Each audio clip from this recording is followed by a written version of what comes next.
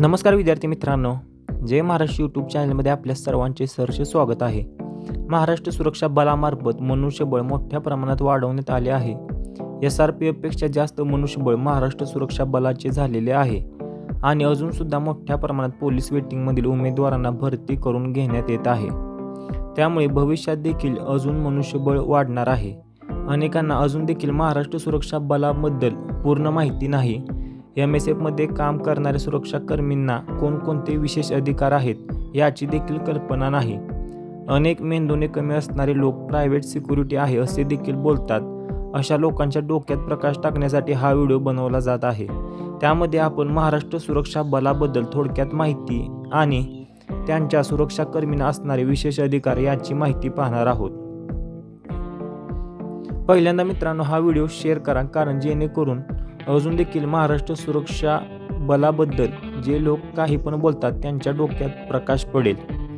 26/11 झालेल्या मुंबई दहशतवादी हल्ल्याच्या पार्श्वभूमीवर MSF ची स्थापना झालेली आहे।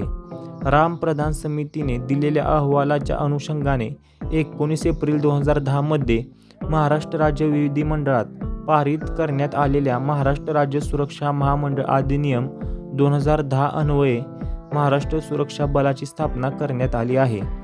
MSF मध्ये निवड झालेले उमेदवारांना SRPF गट किंवा पोलीस प्रशिक्षण केंद्रामध्ये मूलभूत प्रशिक्षण देण्यात येते।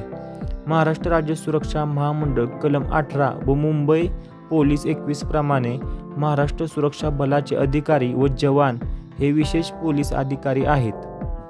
कर्तव्यावर असणारा जवान हा रुबाबदार दिसावा आणि समाजकंटकांवर धाक राहावा, यामुळे MSF जवानांची वर्दी कमांडो 60 पॅटर्नमध्ये असते। अशी वर्दी राज्यातील कोणत्याही अन्य प्रायव्हेट सिक्युरिटीवाल्यांना वापरण्याचा अधिकार नाही। तसे आढळल्यास त्यांच्यावर कार्यवाही करण्यात येऊ शकते।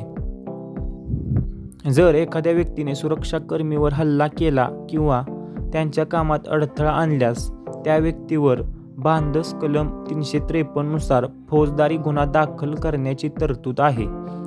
MSF जवानांना वॉरंट नसताना देखील संशयितांना अटक करून स्थानिक पोलिसांच्या स्वाधीन करण्याचे अधिकार आहेत। कलम 18(2) नुसार कर्तव्यावर असणाऱ्या अधिकारी किंवा सुरक्षा जवानाला आवश्यकता वाटल्यास अग्निशस्त्र वापरण्याचा देखील अधिकार आहे। हे विशेष अधिकार महाराष्ट्र सुरक्षा बलामध्ये सुरक्षाकर्मींना देण्यात आलेले आहेत। समाजविघातक कृत्य करणाऱ्या समाजकंटकांवर आळा राहावा आणि जवानांना त्यांचे आत्मसंरक्षण करता यावे यासाठी हे विशेष अधिकार देण्यात आले आहेत। महाराष्ट्र सुरक्षा बलामध्ये सिनियरिटीनुसार सुरक्षाकर्मींचे 5 रँकपर्यंत प्रमोशन देखील होत असते। महाराष्ट्र सदन दिल्ली येथे देखील MSF ची सुरक्षा पुरवली जाते।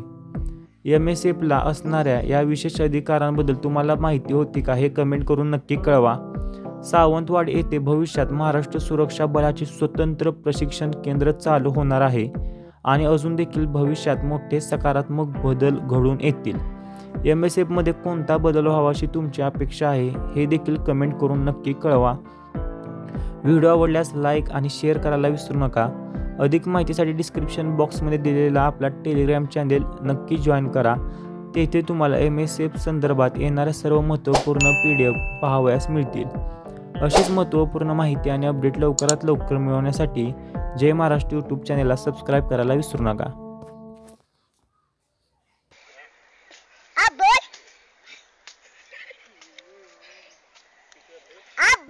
तो यार बस आज के लिए सिर्फ इतना ही। अब अगर तुम लोग को वीडियो पसंद आई ना तो यार लाइक मारो, कर दो यार, तुम्हारे पैसे थोड़ी ना कट रहे, कर दो। अब अगर तुम लोग नए हो तो यार सब्सक्राइब करो, वो जो लाल वाला बटन है उसके साथ मैरी गो राउंड खेलो या फिर टीपी टैप, मुझे नहीं पता, बस क्लिक हो जाना चाहिए।